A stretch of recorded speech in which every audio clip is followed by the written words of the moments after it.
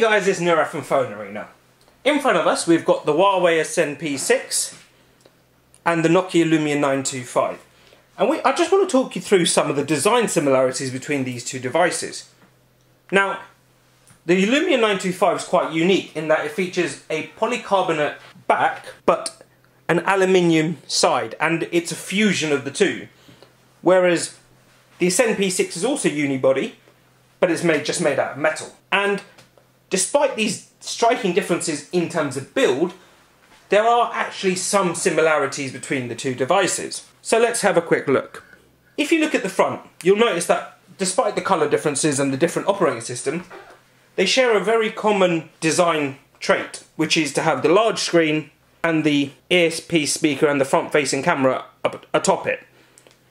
Now, Huawei have gone for the on-screen Android keys. Well, Nokia have complied with Microsoft's demands to have these touch capacitive keys at the bottom. That being said, they line up almost perfectly, with a back key, a home/Windows key, and then that's multitask on Android, that's the universal search key on Windows Phone. It's very similar. The key design part is here. If you look at the positioning of the buttons, aside from the difference here, both manufacturers have just gone for a very clean and simple design. Whereas Nokia are restricted by Microsoft's terms for Windows Phone 8 manufacturers, Huawei have chosen to again use power, volume together, and also put all the ports there. At the top, and this is probably one of the most striking comparisons between the two, both manufacturers have gone and put their micro USB ports at the top of the phone. Now, this is very objective because a lot of people have their own preference. However, the benefit to this example is if you're charging your phone on the go and your phone's in your pocket, you don't need to keep it upside down. The flip side is, if you don't have a long enough cable to charge it with, you may end up using the phone like this because the cable has to come over and sit in the top there. It is all about personal preferences. Personally, I would much rather prefer the micro USB port at the bottom. That's got to be the ideal place for it. It's there when it's charging, and it's not obstructing your usage of the phone because the cable comes from underneath.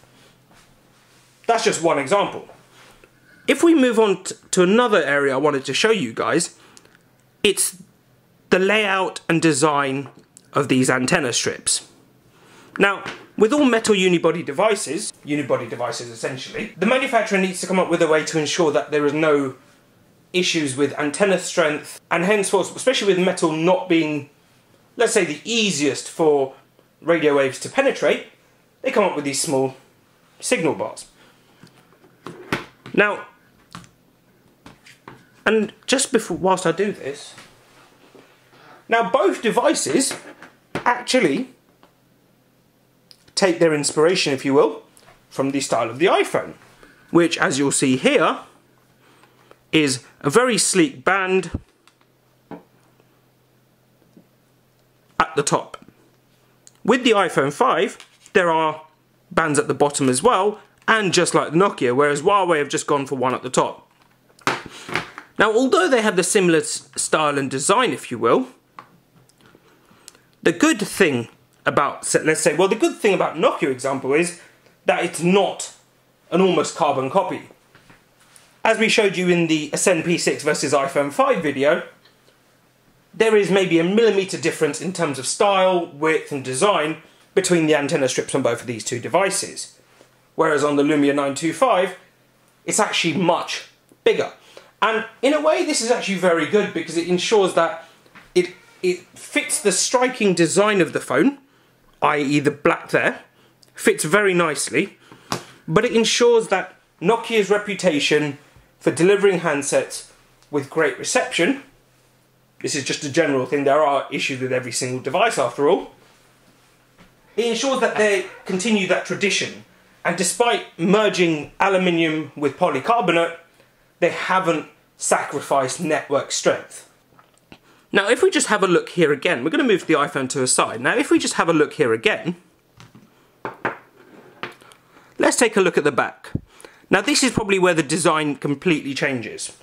We all know that Nokia are focusing on cameras as one of their key areas for Lumia Windows phones, and hence we've got the slight ridge up on the Lumia 925. Moving on from that though, you'll see that both devices utilise the similar style of speaker, except obviously the SNP6 has a much smaller speaker in comparison. If we just come back to the front again, since the launch of the iPhone, the original iPhone, and subsequently the iPhone 3G, 3GS, 4, 4S, 5, and going forward the iPhone 5S, the challenge has very much become for manufacturers to develop a product that can really topple the iPhone, the success of the iPhone. Samsung have come very close with the Galaxy S4, and a lot of people will say have actually superseded Apple. However, we won't know that until the iPhone 5S comes out in the coming weeks. With these two devices, the manufacturers have a problem. Well, not a problem as such, but they have a clear target. They have to come up with something that looks as aesthetically pleasing. They also want to differentiate and create an experience that surpasses the iPhone. Have they succeeded? Well, in terms of design, yes, Nokia have created something that looks pleasing, whereas the SNP6 just very much looks near identical to Apple's devices. It's not, but it has the very, very similar design style. It's with the choice of operating systems that the real debate will begin. Huawei have chosen to go with the already very successful Android operating system and put their own user interface on top.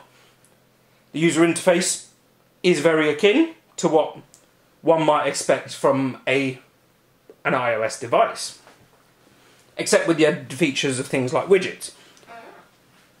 Nokia have made the strategic decision to go with Windows Phone, and this leaves them with very much at the mercy of Microsoft, if you will. Sure, live tiles are amazing, and we actually really like them. I actually personally really like them. However, there are a lot of users who will find them confusing, to say the least.